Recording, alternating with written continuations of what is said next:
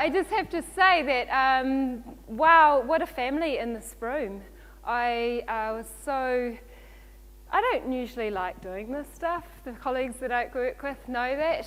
And when I walked into the room and got greeted by somebody so beautiful who reminded me of a childhood friend, I'm going to go and catch up with really soon before I regret it. Thank you. And it just continued as I came into the room. People that I haven't seen for a while, that I met once before, that connected some other way. So if your job is to connect people, I got it as soon as I walked in the door. Thank you, and thank you for the invitation today. It seems to me like this room is itself as a family, and that's the business I'm in.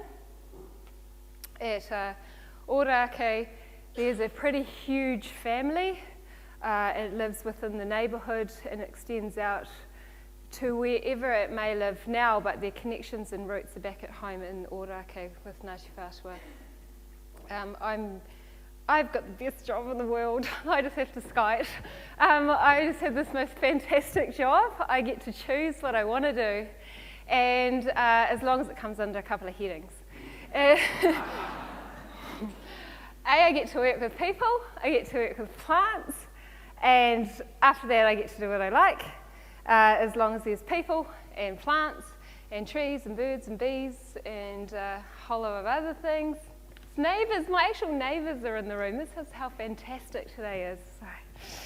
Okay, so Ko Te Pukaki is the name of the restoration project. It's the ecological restoration project set down on the whenua rangatira, a 48-hectare park. Yes. It looks like that a few years back. We've filled in some of that green space. That's the first, as it says on the bottom, 48-hectare reserve. I'm not big on writing on screens, so that's probably the last thing you're going to see in writing for a little while. There's going to be lots of pictures. I'm more of a visual picture kind of girl.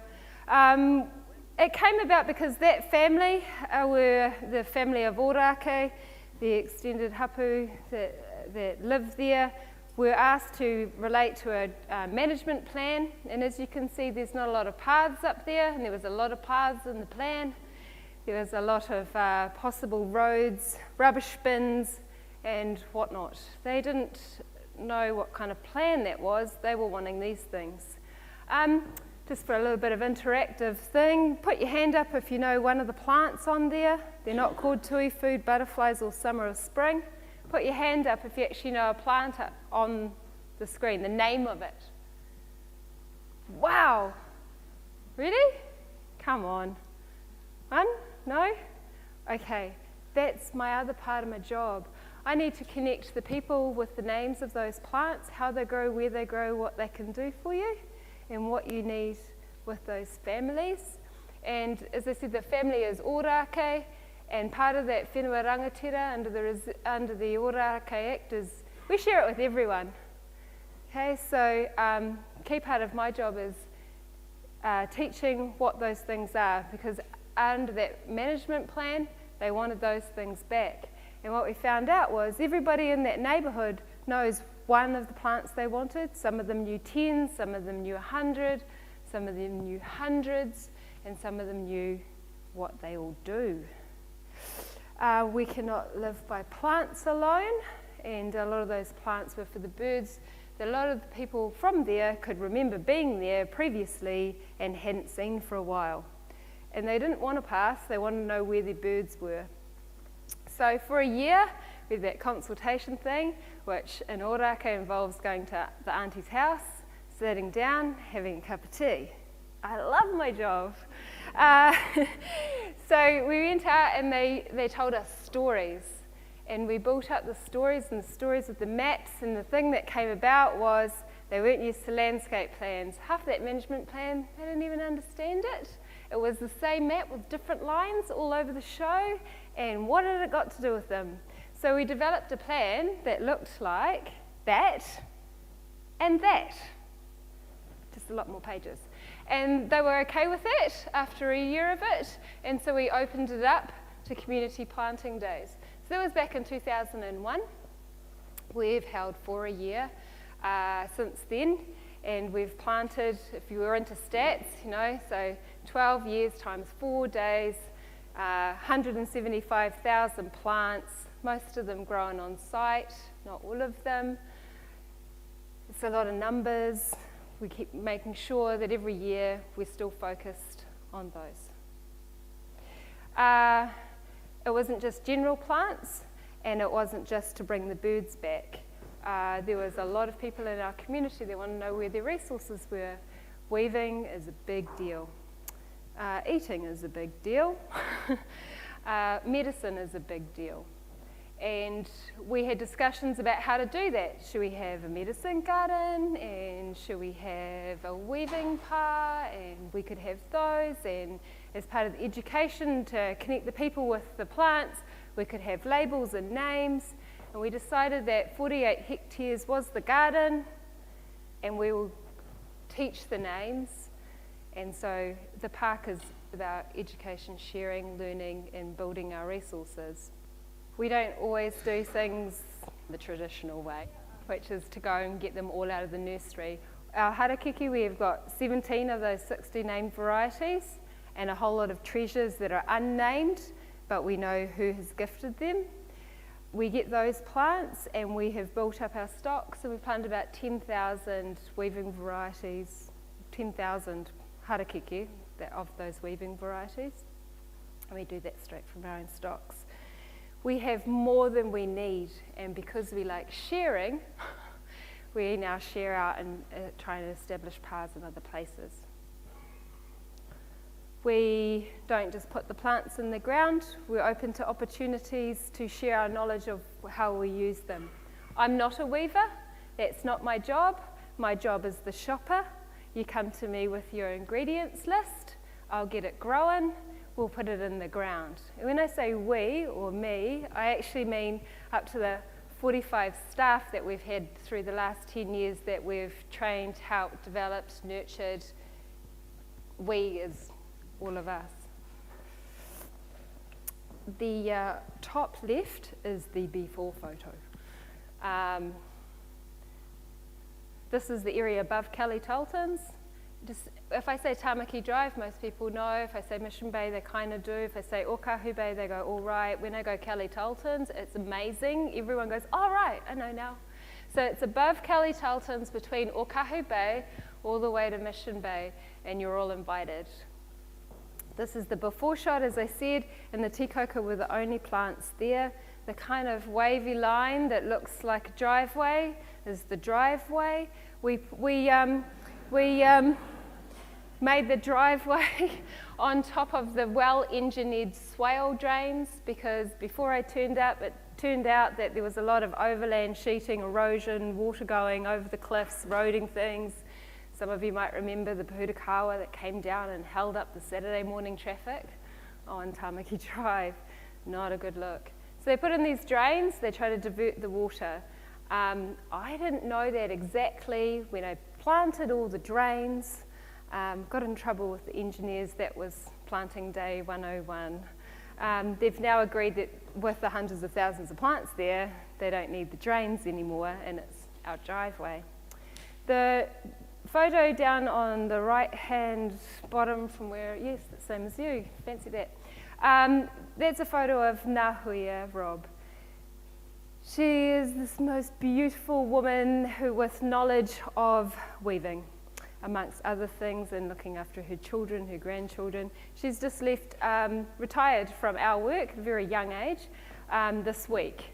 We had a night recently to honour her, and she is there. She brought with her knowledge to the mahi of restoring whenua rangatira. She's there with the toi, or the kākahu that she's harvesting. One of the things about whenua rangatira, when I turned up in my ignorance and I looked at all the land, and we were going out to harvest this material for restoring the tukutuku panels that go inside the house at Orake.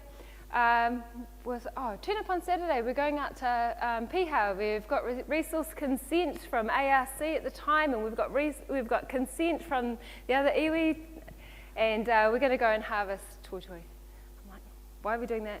We've got all this land. Why don't we have our own plants?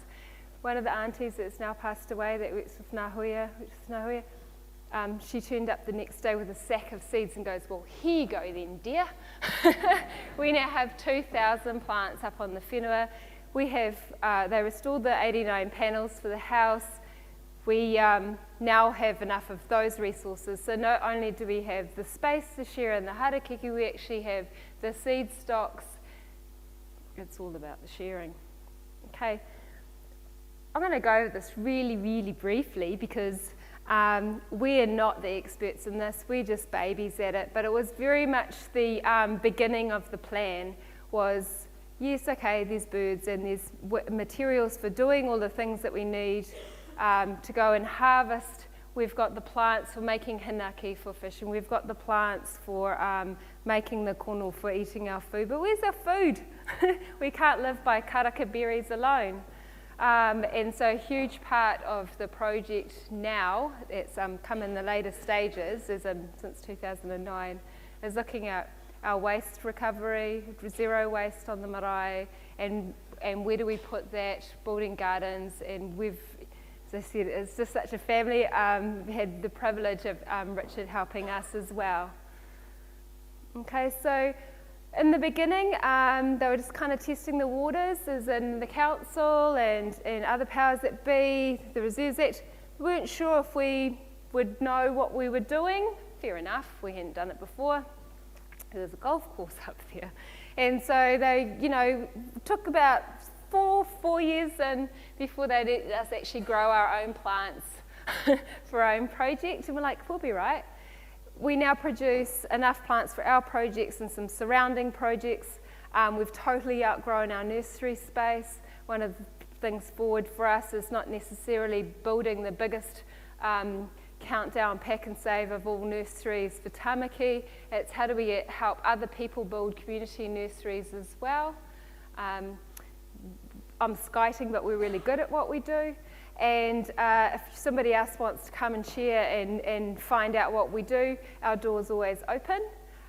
We run free. All our courses are free as well on nursery propagation based there at Ōrākei. Okay, that's all right. Two of the main men. Ngati Blair, it was his idea to go and answer to that management plan. And Te Hira Hawk, who's held the fort 5 days a week for years now. They were there, and this morning greeting everyone for Matariki. And if you're free on the 22nd of June, it's Hangi On. We celebrate with food, plant food and actual food. So Matariki is our main planting day on the 22nd of June this year.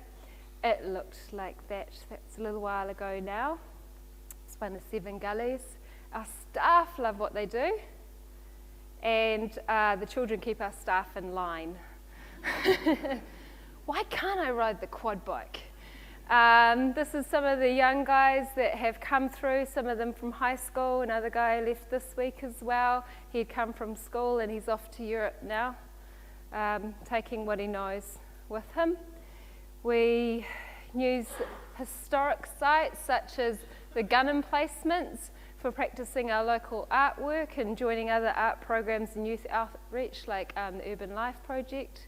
And this is one of our community coordinators we train in our winter program. They just keep coming back.